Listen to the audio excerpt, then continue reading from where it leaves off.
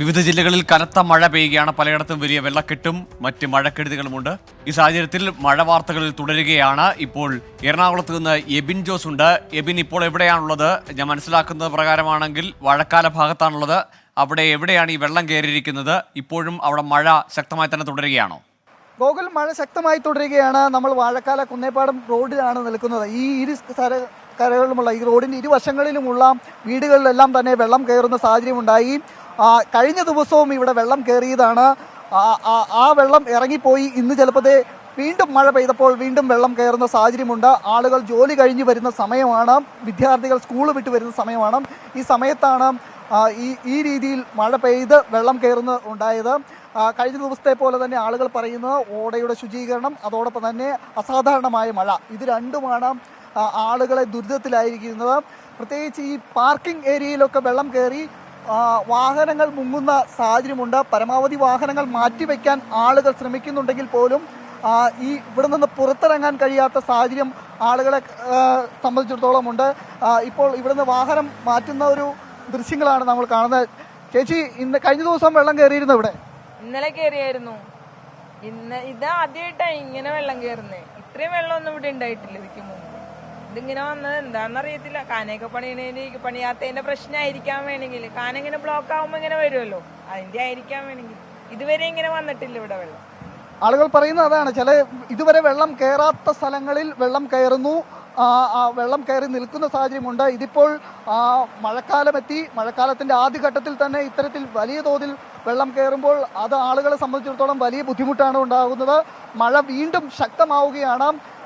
ഈ നഗരത്തിന്റെ വിവിധ പ്രദേശങ്ങളിൽ, പ്രത്യേകിച്ച് ഈ തൃക്കാക്കര, കളമശ്ശേരി മേഖലകളിലെ എല്ലാ സ്ഥലങ്ങളിലും വെള്ളം കയറുന്നതുകൊണ്ട്.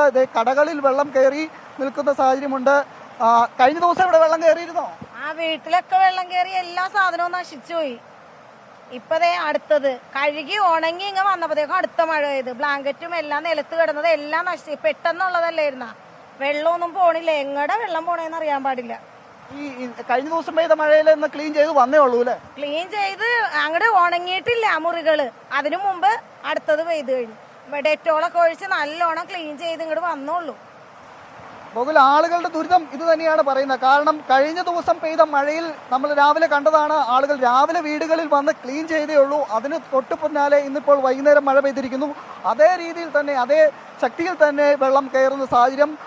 ആളുകൾക്ക് വലിയ ദുരിതമാണ് ഉണ്ടാകുന്നത്.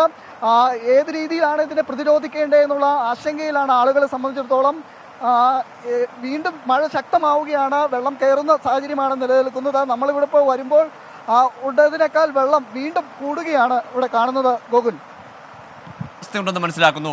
ഓഫീസുകളിലുള്ളവർക്ക് പുറത്തേക്ക് വരാനാവാത്ത സാഹചര്യം, ഇൻഫോ പാർക്കിലടക്കം വെള്ളക്കെട്ട്, വീടുകളിലുള്ളവർക്ക് അല്ലെങ്കിൽ വീടുകളിലേക്ക് പോകുന്നവർക്ക് വഴിയിലാകെ വെള്ളക്കെട്ട്. അക്ഷരാർത്ഥത്തിൽ കൊച്ചി നഗരത്തിൽ ജനജീവിതം സ്തംഭിക്കുന്ന ഒരു സാഹചര്യമുണ്ടോ?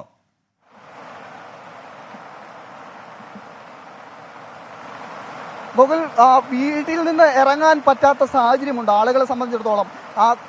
കുറേ ആളുകളൊക്കെ ജോലിക്ക് പോയിരുന്നു. ജോലിക്ക് പോയിട്ട് മടങ്ങി വരുന്ന സമയമാണ്. അപ്പോൾ വീട്ടിലേക്ക് കയറാൻ പറ്റാത്ത അവസ്ഥയിൽ അവർ ഈ മെയിൻ റോഡുകളിൽ നിൽക്കുന്ന സാഹചര്യമുണ്ട്. കാരണം വീടുകളിൽ നിന്ന് പുറത്തിറങ്ങാൻ കഴിയാതെ നിൽക്കുന്ന സാഹചര്യമുണ്ട്. ഇവിടെ ആളുകൾ ചെയ്തിരിക്കുന്നത് പ്രധാനമായിട്ടുള്ള ഈ വെള്ളക്കെട്ടുള്ളത് കൊണ്ട് തന്നെ ആളുകളോട് കൃത്യമായ ജാഗ്രതാ നിർദ്ദേശം പുറത്തുനിന്ന് മെയിൻ വഴിയിൽ നിന്ന് കൊടുക്കുന്നുണ്ട്. ഇങ്ങോട്ട് കയറ്റി വിടുന്നില്ല, വാഹനങ്ങൾ കയറ്റി വിടുന്നില്ല. ആ രീതിയിലുണ്ട്. കാരണം ബേസ്മെൻറ്റ് പാർക്കിംഗ് ഏരിയകൾ പലതും നിറഞ്ഞു കിടക്കുന്ന സാഹചര്യമുണ്ട്. ഇപ്പോൾ നമ്മൾ ദൃശ്യങ്ങളിൽ തന്നെ കാണാം, വിദ്യാർത്ഥികളും അതുപോലെ തന്നെ ആളുകളടക്കമാണ് വരുന്നത്. അവരെയെല്ലാം കൃത്യമായ സ്ഥലത്തേക്ക് വീടുകളിലോട്ട് കയറ്റേണ്ടതുണ്ട്.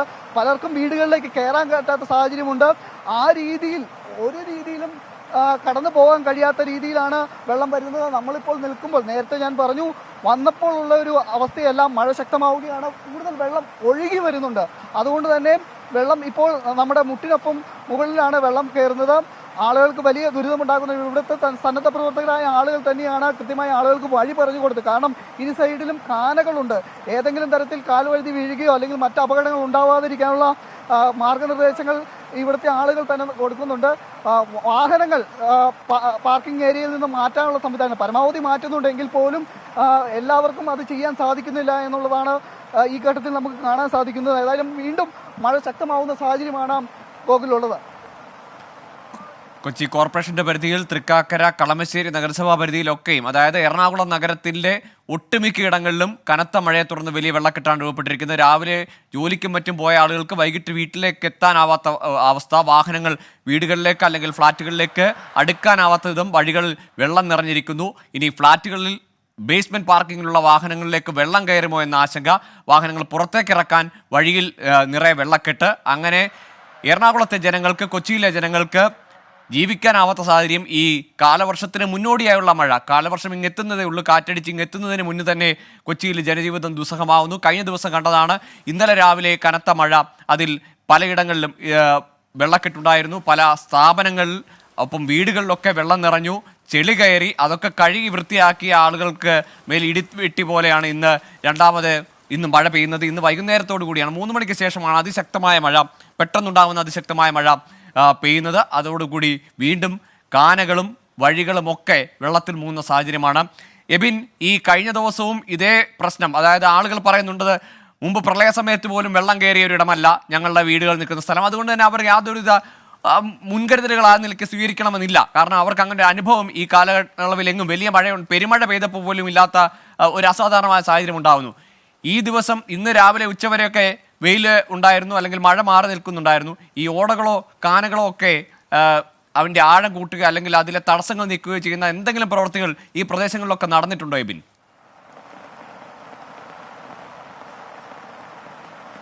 ഗോകുൽ, കൃത്യമായി പറഞ്ഞു കഴിഞ്ഞാൽ അത് തന്നെയാണ് ആളുകൾ പറയുന്നത്. കാരണം ഈ ഓടകളിലെ ശുചീകരണങ്ങളൊന്നും കൃത്യമായി നടന്നിട്ടില്ല, ഓടയുടെ പണി നടന്നിട്ടില്ല.